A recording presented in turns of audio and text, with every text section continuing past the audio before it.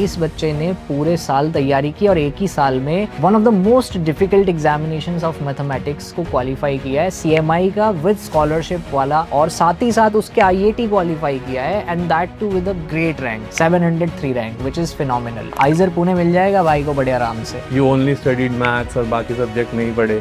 मेरा इंटरेस्ट ही मैथ्स में था, मुझे 10th के बाद मुझे चाहिए था कि मुझे मैथ्स में ही जाना है। मैंने इसको सपोर्ट इसलिए किया कि मैं ये जानती थी कि मेहनत कर रहा है तो कुछ ना कुछ अच्छा ही करेगा। We will be talking to him. आज हम जानेंगे सक्षम ने कैसे ISI-CMI में AIR रैंक सिक्योर किया। सो लेट्स आज सक्षम कि कैसी थी तुम्हारी जर्नी। तो सक्षम, एक बार मैं रिक्वेस्ट करूँगा कि आप एक बार इंट्रोड्यूस कर दो कि ISI-CMI के बारे में, कि how you crack your rank and. So hello everyone, मेरा नाम सक्षम है and I was a aspirant of ISI-CMI। I am a dropper student. 12th में मेरा नहीं हुआ था। I gave so many exams, IIT, NEST, ISI-CMI, CUET, JEE mains, etcetera etcetera.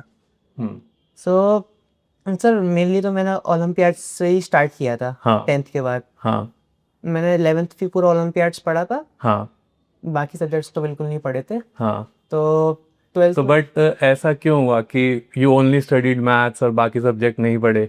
मेरा interest ही maths में था। मुझे चाहिए था 10th के बाद, जैसे कि 10th के बाद मुझे चाहिए था कि मुझे मैथ्स में ही जाना है, लेकिन मुझे कुछ पता नहीं था कि कोई सर लोग तो मेरी सोसाइटी में ही बोलते थे कि मैथ्स, केवल मैथ्स से कुछ नहीं होने वाला, तो ओके। कम से कम मैथ्स का फिजिक्स ले लिया, कुछ ऐसा समथिंग। हाँ तो मेरे एक फ्रेंड ने मुझे बताया था ओलंपियाड्स के बारे में, तो मैंने सोलली ओलंपियाड्स के लिए तैयारी की थी। ISI-CMI के लिए भी नहीं की थी, अच्छा, केवल ओलंपियाड्स। केवल ओलंपियाड्स के लिए। 11th पूरी ओलंपियाड्स में गई और 12th मिड तक भी मैंने ओलंपियाड्स के लिए प्रिपेयर किया था। हाँ 12th स्टार्टिंग में मैंने ओलंपियाड्स, 12th के मिड में मैंने ओलंपियाड्स के बाद भी ISI-CMI को साथ साथ में किया। अच्छा, डेफिनेटली, क्योंकि मुझे समझ में आ गया था कि अब कॉलेज भी सेलेक्ट करना है, अब तक तो पढ़ाई कर ली। यस। तो इसलिए फिर मैंने 12th के बाद ISI-CMI भी टारगेट किया, लेकिन 12th के बाद मेरा हो नहीं पाया 12th में। ठीक है। मैं UGA में मेनली फंबल कर गया था। अच्छा, UGA तो अच्छा गया था, लेकिन UGA में कट ऑफ 70s में ही थी, मेरे मार्क्स भी 70s में ही थे, बट स्लाइटली एक क्वेश्चन के शायद मार्जिन से और मैं रह गया था UGA में। UGA भी कॉपी चेक नहीं हो पाई थी मेरी। अच्छा, तो फिर यू टुक ड्रॉप? मैंने ड्रॉप लिया, लेकिन इस तुमने बार ड्रॉप लिया? हाँ। मैंने बैकअप प्रिपेयर किया IIT और नेस्ट।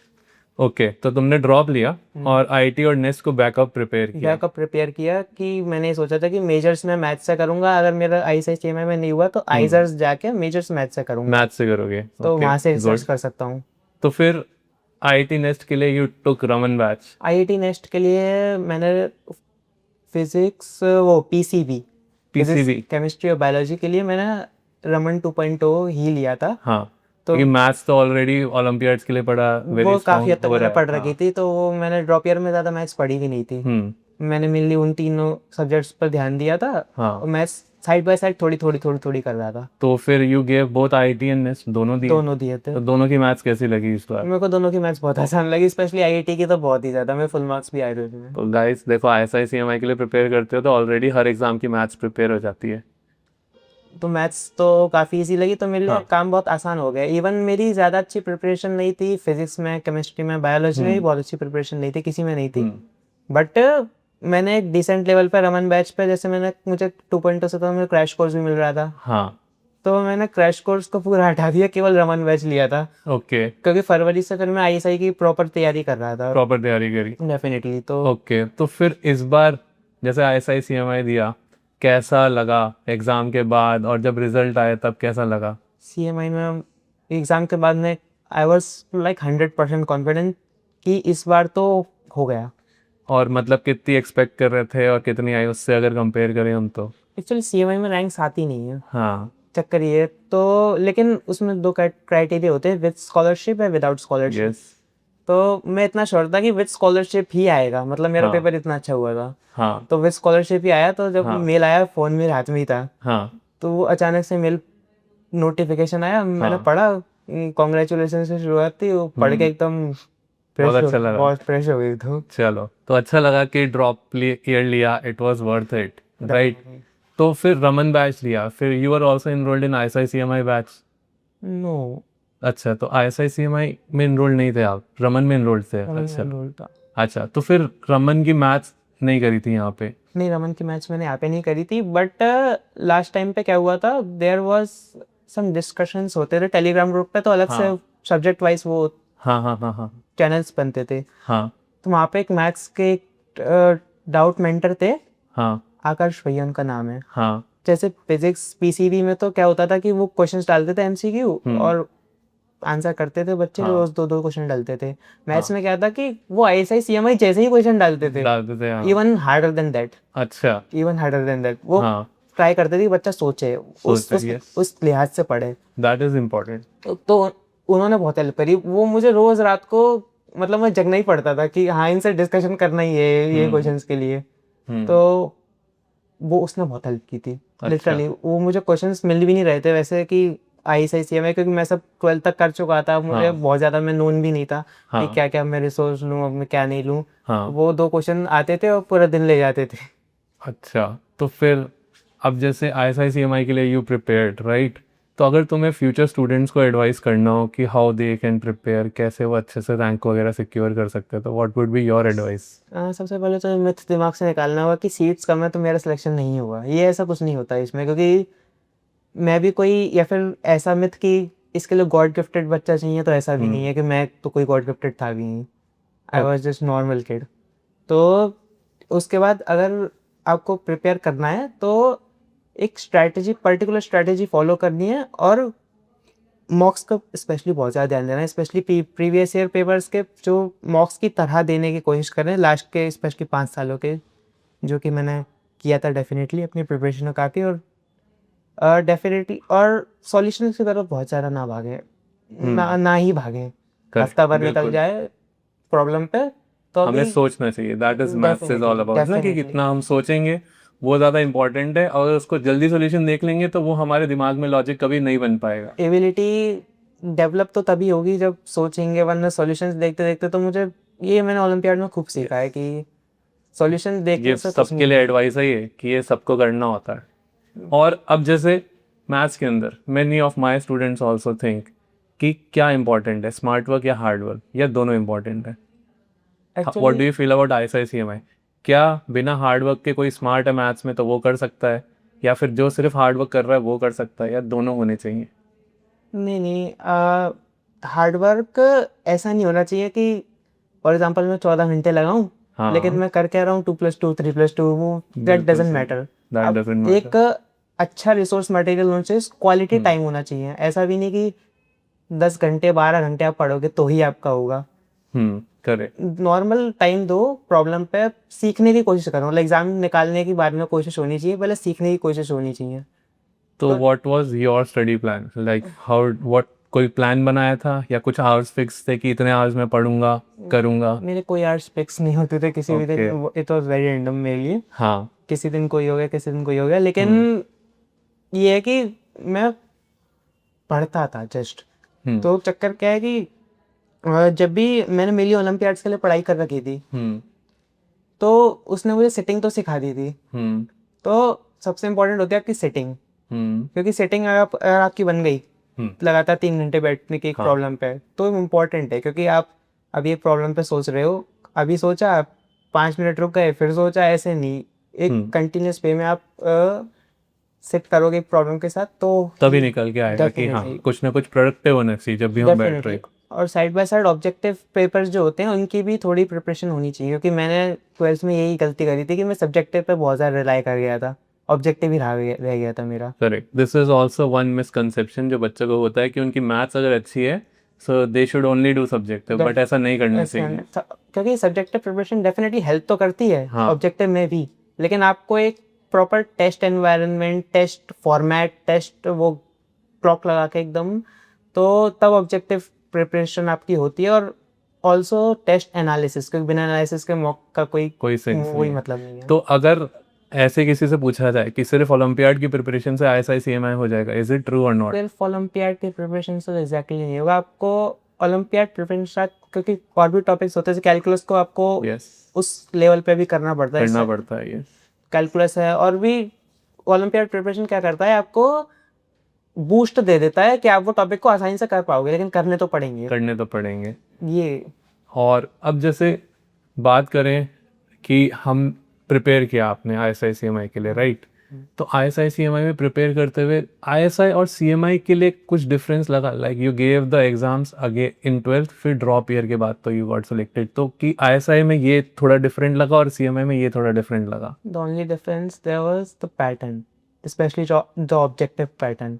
ऑब्जेक्टिव में डिफरेंस वो लगा? मुझे बहुत सारा डिफरेंस लगा, क्योंकि ISI में यूनिफॉर्म डिस्ट्रीब्यूशन होता है मेनली, हाँ, और CMI में तो इस क्वेश्चन का एक है, उस क्वेश्चन का दो है, कभी पैराग्राफ आना है, कभी प्लिंदर लिंक्स आने हैं, कुछ मालूम ही नहीं पड़ रहा।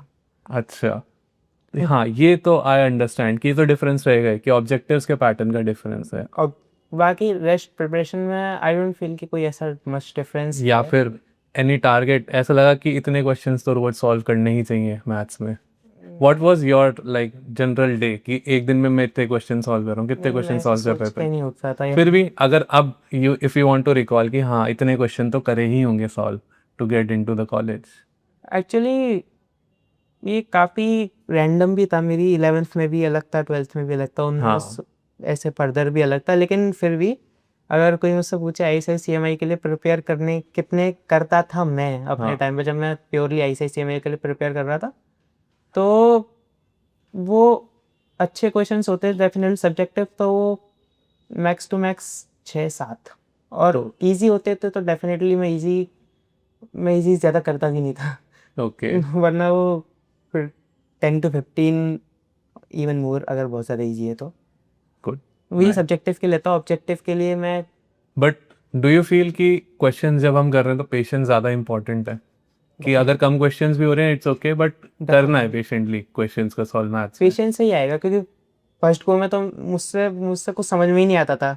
नंबर थ्योरी हो गया, फर्स्ट गो में मैंने पढ़ा, 3 दिन लग गए मुझे उसके एक थ्योरम को समझने में। तो फिर वो समझने के लिए यू वेंट इनटू थ्योरी वापस पढ़ी और फिर अच्छे से समझा और फिर क्वेश्चंस किया? बहुत ट्राई किया मैंने, थ्योरी भी पढ़ी, यूट्यूब भी वीडियोस भी देखी थी जब मैं ओलंपियाड की प्रिपरेशन कर रहा था मेनली, तो मैंने मुझे बहुत घंटे लग जाते थे कुछ इतनी सी बात समझने में, कंफर्टेबल होने में।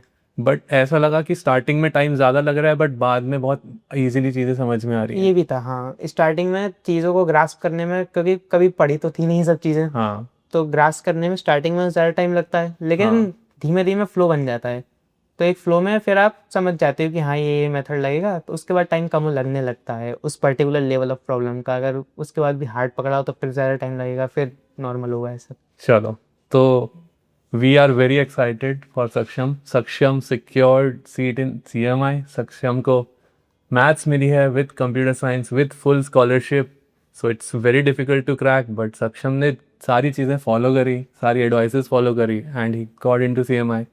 तो हम तो यही होप करते हैं कि और भी बच्चे जो भी देखें पॉडकास्ट को सक्षम से सीखें, they get a good advice और वो भी सक्षम की तरह ही CMI में सिलेक्शन ले लें। Any advice you want to give to future? ऐसे कुछ लग रहा है कि यार ये मैथ्स से रिलेटेड नहीं है but this is important, they should know? Just do not give up. अगर आपको लगता है कि आप निकाल सकते हो तो डू नॉट गिव अप, क्योंकि डाउन्स ज़्यादा आएंगे, ऐसा मैंने देखा है। डाउन्स इस जर्नी में ISI-CMI में ज़्यादा डाउन्स आएंगे, हाँ।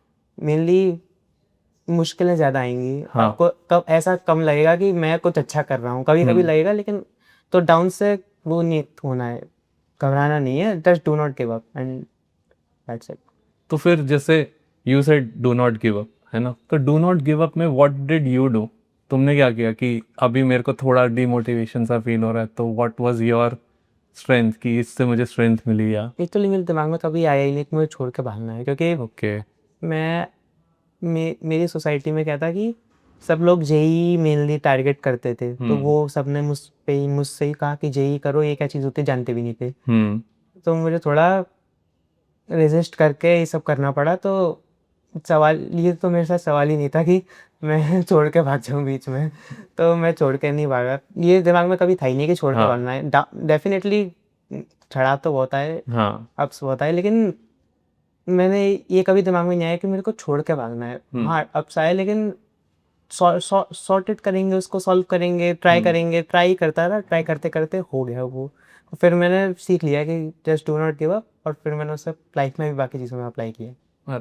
क्या बात है। अच्छा ये चीज़ तो हाँ मुझे पूछनी भी थी कि JEE versus ISI-CMI, you side की सब लोग जेई कर रहे थे है ना, so what was the difference, कैसा लगा डिफरेंस लगा, you give JEE right?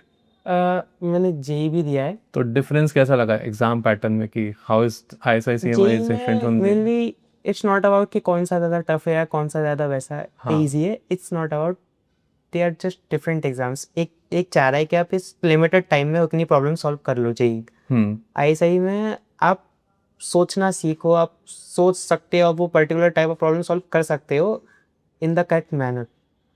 Definitely तो पैटर्न में डेफिनेटली बहुत ज़्यादा डिफरेंस है। उसमें टाइम आउट नहीं है ISI-CMI में, आपको फुल टाइम दिया जाएगा। इनफैक्ट आप बोर हो जाओगे पेपर देते थे काफ़ी बार। जेई में ऐसा नहीं, जेई में तो टाइम कंस्ट्रेंट की वजह से भी टफ रहता है। वहाँ पे सब्जेक्टिव राइटिंग भी रहती है डेफिनेटली, ऑब्जेक्टिव अलग सब्जेक्टिव अलग, तो इट्स कम्प्लीटली डिफरेंट। और क्योंकि इनके पर्पस ही अलग हैं, उन बच्चों को लेने के उनके पर्पस अलग हैं।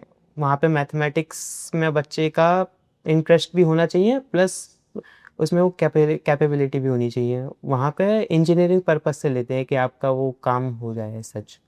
करेक्ट। तो अब जैसे सिलेक्शन हो गया, जैसे मैंने पूछा था कि सिलेक्शन वाले दिन जब आया वो मेल तो बहुत अच्छा लगा राइट, तो पेरेंट्स का क्या रिएक्शन था, मतलब पेरेंट्स का, भाई का क्या रिएक्शन था? They were just relax, super relaxed, super relax. बहुत ज़्यादा खुश थे। स्पेशली पापा तो बहुत ज़्यादा खुश थे। अच्छा। मतलब एकदम ऐसा हुआ कि सिर से कोई 2 किलो का पत्थर सर पे रख रखा था और निकाल के रखा। और भाई का कैसा रिएक्शन था, भाई क्या बोला?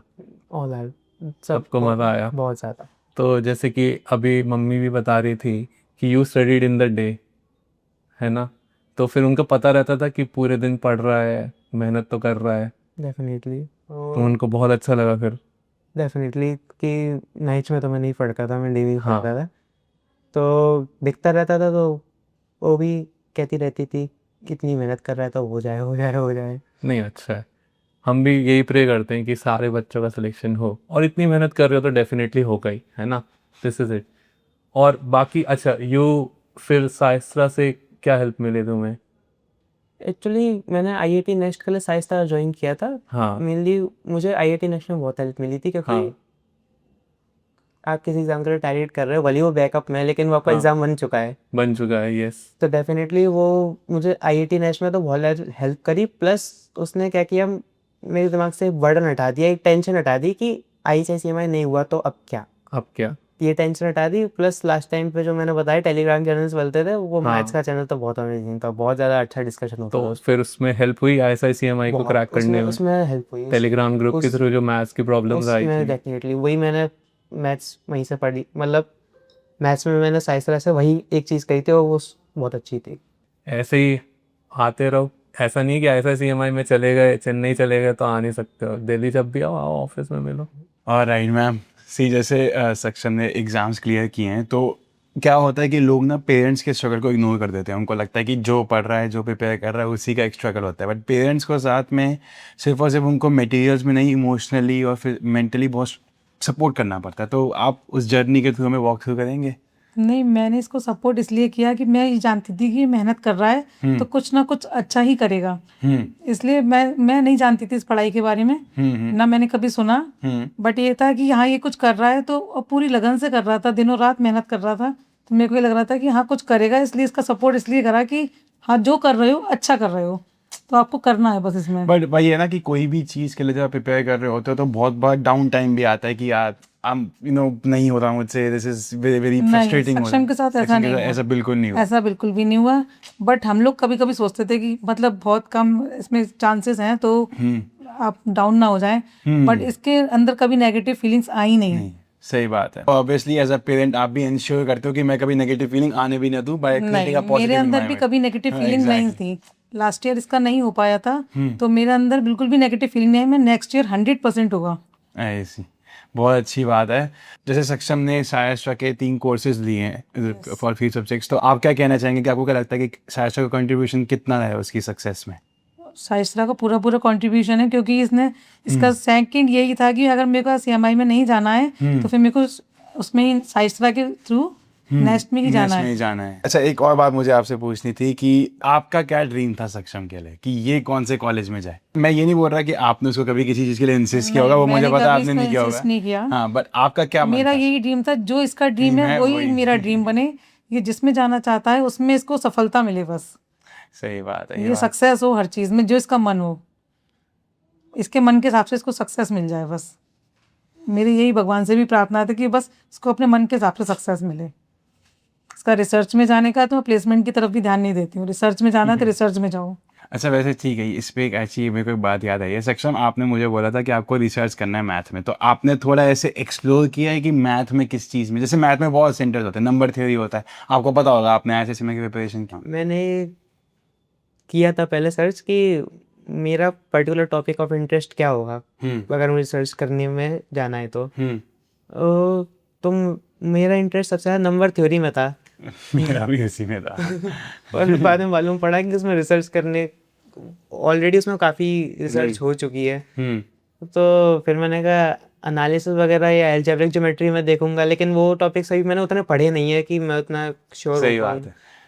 चलो, अभी रिसर्च को छोड़ते हैं, पहले मेरे को ये बताओ कि आप अपने पेरेंट्स के लिए, आपको कैसा लगा कि आपके पेरेंट्स ने आपको इतना सपोर्ट किया आपकी पूरी जर्नी पे, तो कैसा लगा आपको? डेफिनेटली मुझे काफ़ी अच्छा लगा, काफ़ी सपोर्ट मिला ईमानदारी से। हम्म। स्पेशली ये मुझे मालूम था कि मैं एक अलग चीज़ कर रहा हूँ जो कि मेरी सोसाइटी में सुनी नहीं थी। सुना नहीं है, ये सेम चीज़ मेरे साथ भी हुई थी। डेफिनेटली, तो उस हिसाब से मुझे ये बहुत अच्छा सपोर्ट मिला कि मुझे कभी पीछे मुड़ के देखना नहीं पड़ा कि हाँ मैंने डिसीजन गलत तो नहीं ले लिया कहीं, कि आईआईटी ही कर लेता, जेईई कर लेता, कि उस टाइम पे वही चल रहा था मेरे में। हाँ, मेरे वक्त भी ये चीज़ थी कि आईआईटी जेईई का इतना प्रेशर था, बट मैंने अपने पेरेंट्स को साफ साफ बोला था कि भाई मुझे केमिस्ट्री नहीं होती, तो दे वर लाइक कि जल्दी कर देता, जो मन है कर ले। और मैं सिमिलर सिचुएशन यहाँ देख पा रहा हूँ।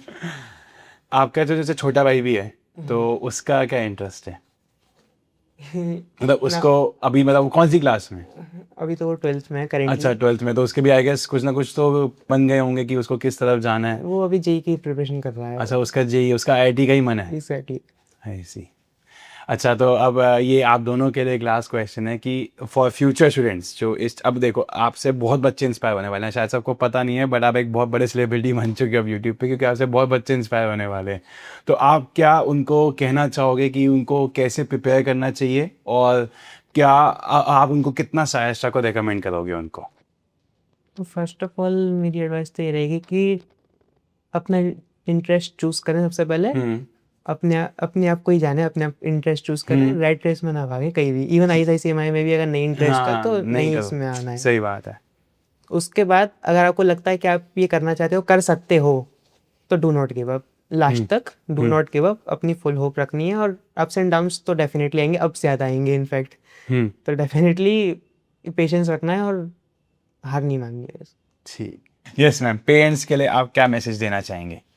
मैं पेरेंट्स को यही मैसेज देना चाहूँगी कि जो अपने बच्चों का ड्रीम हो उनके साथ रहें, हाँ, उनको सपोर्ट करें हर हालत में। अगर आपके बच्चे में लगन है, मेहनत है, तो वह हर कंडीशन में आगे जाएगा। पर आपके बच्चे में मेहनत होनी चाहिए, लगन होनी चाहिए, तो आपको भी उनका सपोर्ट बनना चाहिए। भले ही आप ना जानते हो कि वो क्या कर रहा है, पर वो अगर कुछ अच्छा कर रहा है तो अच्छा करेगा। बस यही कहना चाहती हूँ। ठीक है भाई, सुपरस्टार पेरेंट और सुपरस्टार स्टूडेंट है ये तो। कौन कौन से एग्जाम क्वालिफाई कर दिए सर? तो मैंने दिया तो था ISI-CMI, IIT, नेस्ट और जेईई मेंस एडवांस भी दिया था, CUT भी दिया। क्या बात है। तो CMI हो गया, हाँ। ISI भी हो गया, लेकिन रैंक अनश्योर है कि एडमिशन होगा या नहीं होगा। और अपार्ट IIT हो गया, क्या बात है। 703 रैंक थी। क्या बात है। और उसके बाद जेईई मेंस में 98.4% थी, एडवांस नहीं हुआ। और CUT दिया था, उसमें तो रैंक का पता नहीं। हाँ, उसमें कितने टोटल बने होंगे उसमें तो बस, हाँ। है ना, वो भी डिसेंट ही बन गए होंगे। लेकिन मोटिवेशनल बात यह है बेटा कि इस बच्चे ने पूरे साल तैयारी की और एक ही साल में one of the most difficult examinations of mathematics को क्वालिफाई किया है। CMI का विद स्कॉलरशिप वाला पूरा का पूरा CMI एग्जामिनेशन क्वालिफाई किया भाई ने, और साथ ही साथ उसके IIT क्वालिफाई किया है, and that too with great rank 703 rank which is phenomenal. IISER Pune मिल जाएगा भाई को बड़े आराम से। और इतना ही नहीं भाई, एंड जेई मेंस में भी 98.5% आई। ये सब एक साल में करना तभी पॉसिबल होता है जब आपके अंदर हो मेहनत करने की इच्छा, जो बच्चे ने की। और प्राइड गाइडेंस तो हमने कुछ फायदा कराया, तेरा नहीं कराया? डेफिनेटली सर, स्पेशली पीसीबी में तो रमन 2.0 से ही पढ़ता था, तो वो तो कम्प्लीटली स्पेशली केमिस्ट्री और बायोलॉजी फिजिक्स पे मैं ज़्यादा ध्यान नहीं देता था, वो काफ़ी टफ सब्जेक्ट भी है मेरे लिए। हाँ, तो केमिस्ट्री बायोलॉजी तो मेरी काफ़ी स्ट्रॉन्ग हो गई थी, बहुत बढ़िया। स्ट्रॉन्ग हो गई थी काफ़ी। केमिस्ट्री तो इनफैक्ट बायोलॉजी तो मैं स्क्रैच से स्टार्ट की थी, फिर उसके बाद केमिस्ट्री मेरी कोई खास नहीं थी। मेरे बस 12th का रट्टा मार के एग्ज़ाम दिए थे 12th के बोर्ड्स के। नाइस। तो अब सॉर्ट हो गई केमिस्ट्री, चलो बहुत बढ़िया। तो अब कहाँ जा रहे हो फिर finally? CMI। CMI, all the very best.